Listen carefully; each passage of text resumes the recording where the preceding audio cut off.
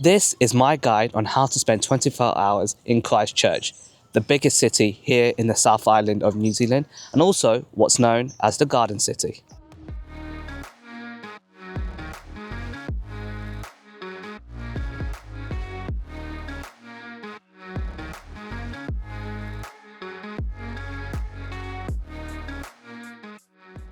And what better place to start your day here in Christchurch than the Botanic Gardens itself? So the gardens actually take up quite a large area as demonstrated by this map. There's also a lot to see around here. For example, there's a rose garden, there's a water garden, a rock garden, and so on. You get the gist. So you can spend a decent amount of time here. The gardens are also enclosed by the much larger Hagley Park, which, if you're a cricket fan, is where the cricket stadium is.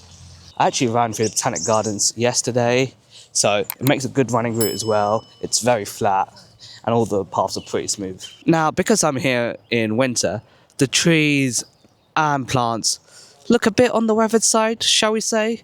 But I'm sure if you come here during spring or summer, it'll be a lovely place to walk around. There's also a visitor centre here in the middle of the Botanic Gardens.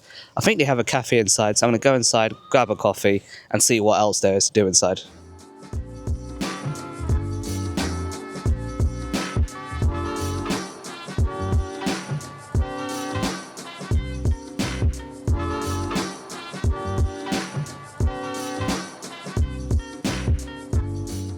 I'm right at the edge of the Botanic Gardens, and as I mentioned, the Botanic Gardens is completely enclosed by Hagley Park, which you can see in the distance over there.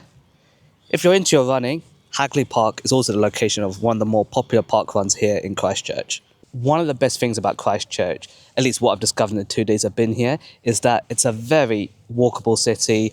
You can walk across the whole city centre in about half an hour.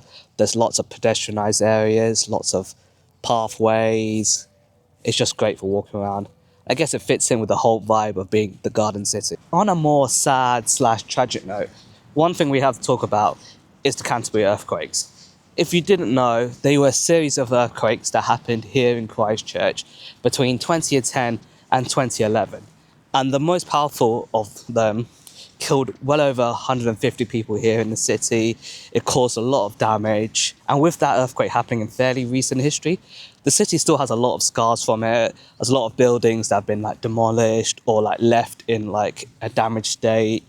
Apparently, this city used to be the second biggest city here in New Zealand, but after the earthquake, so many people left the city that it became the third biggest city. So yeah, there's a lot of memorials and stuff, and if you are here for a day or even less, I strongly urge you to check out some of the memorials and so on. It's such a sad event that's still fresh in a lot of people's minds here. In fact, there's a museum called Quake City, which is dedicated towards those earthquakes, and I'm going to check that out now. The tickets to go inside were $18 per person, which equates to around £8.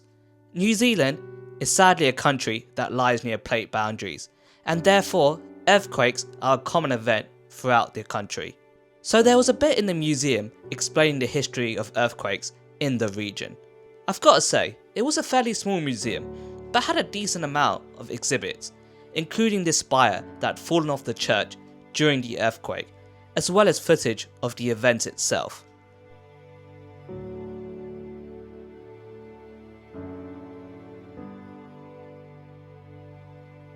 The museum also had a small section towards the end on how the city has rebuilt itself over the past decade. That was well worth seeing.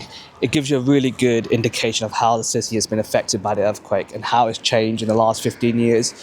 I didn't realise, but apparently 80% of the buildings in the central city were demolished, which explains why most of the buildings there are quite modern, which we'll see a little bit later when I take you through there. As you may have gathered by watching this video so far, Christchurch isn't the biggest city in the world. There isn't a huge amount to do here. In fact, I'd say 99% of people who come here to the South Island, you're coming here for the mountains, the scenery, the nature, the alpine activities and so on. You're probably road tripping around here. In fact, the reason I guess most people would even visit Christchurch is because Christchurch has the biggest airport. So especially if you're coming from abroad, this is probably where you would land before you start your road trip across the South Island.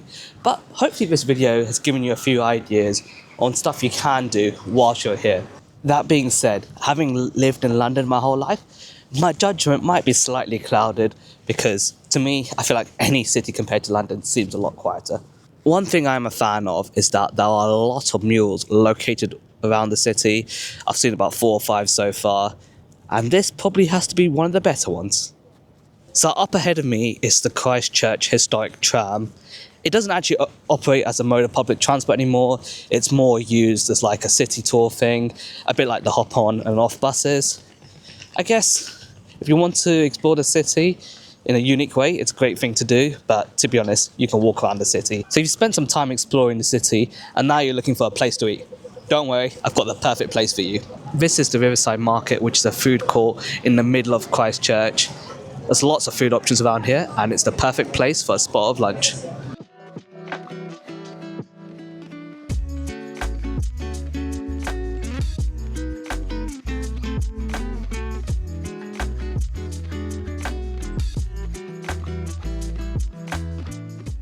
As you saw, there's a wide selection of food there in the market, so enough to satisfy your taste buds. So you've had some lunch, now it's time to explore the rest of the city. One thing that's well worth checking out that's next to the Riverside Market is the Earthquake National Memorial, which is dedicated to all the people who lost their lives during the earthquakes. So this wall in front of me has a list of all 185 people who died in the earthquake here in Christchurch. If you ask me, I think it's quite a touching memorial.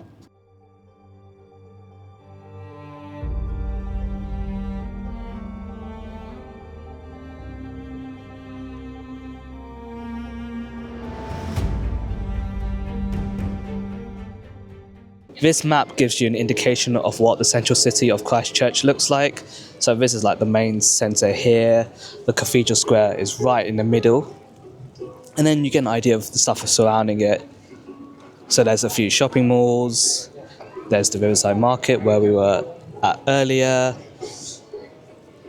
There's the Botanic Gardens where I started this video off.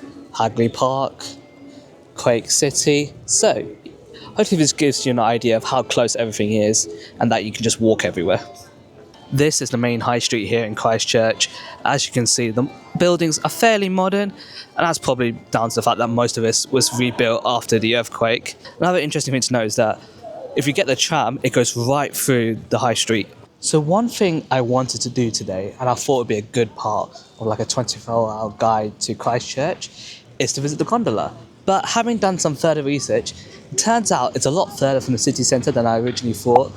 It's about a 3-hour walk away or a 50-minute drive. So yeah, maybe not the best thing to do if you only have 24 hours in the city. But if you're here for a bit longer, it's probably worth checking out. Apart from the gondola, there are a few other things you can do here in the city. There's a few galleries, there's also a few museums. In fact, one of the museums, the International Antarctic Centre, I'm planning to visit tomorrow. So what I'll do, I'll insert a few clips from that now so that you can get an idea for what it looks like.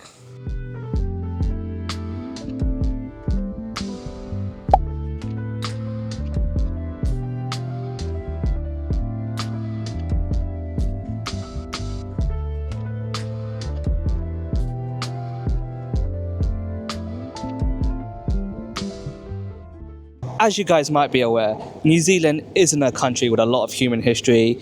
The Maoris sort of discovered it in the 1200s, and then the Europeans sort of began to settle it in sort of the 1800s. So most of the buildings in and around the country aren't the oldest in the world. Here's a good photo to show you how this street would have looked like about 80, 90 years ago.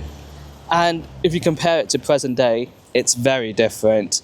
It's a lot more emptier now. Most of its historic buildings have now gone. It's interesting how much a city can change within the space of about 80 years. I feel like in London, for example, we still have a lot of historic buildings that are hundreds of years old. But here in Christchurch, I guess that's partly down to the earthquake, most of the historic buildings are gone. Christchurch is a city that is known for its Europeanness. Apparently the architecture was inspired by Europe, and you can sort of see why when I walk through the streets. And like I said, even though there isn't a lot to do here in Christchurch, it is a nice place to just walk around. This is Christchurch Cathedral, right in the centre of the city. It's probably one of the most iconic landmarks here in the city.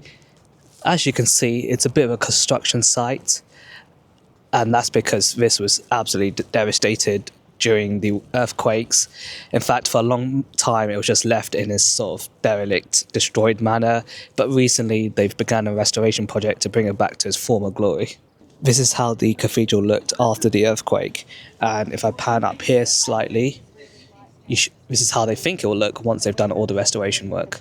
So with the poignant symbol of the cathedral behind me, it's time to end this video. Hopefully you've enjoyed this guide. Hopefully I've given you a few things you can get up to in your time here in Christchurch. Like I said, there isn't a huge amount to do here, but it's just a very nice, chilled city, and it's a good way to start or end your adventure here in the South Island. This city, unfortunately, has been largely shaped by the earthquake that happened 15 years ago, but hopefully you can see that it's healing well. As always, I hope you guys are doing well, stay safe, and I'll see you guys next time for the next episode of my New Zealand adventure.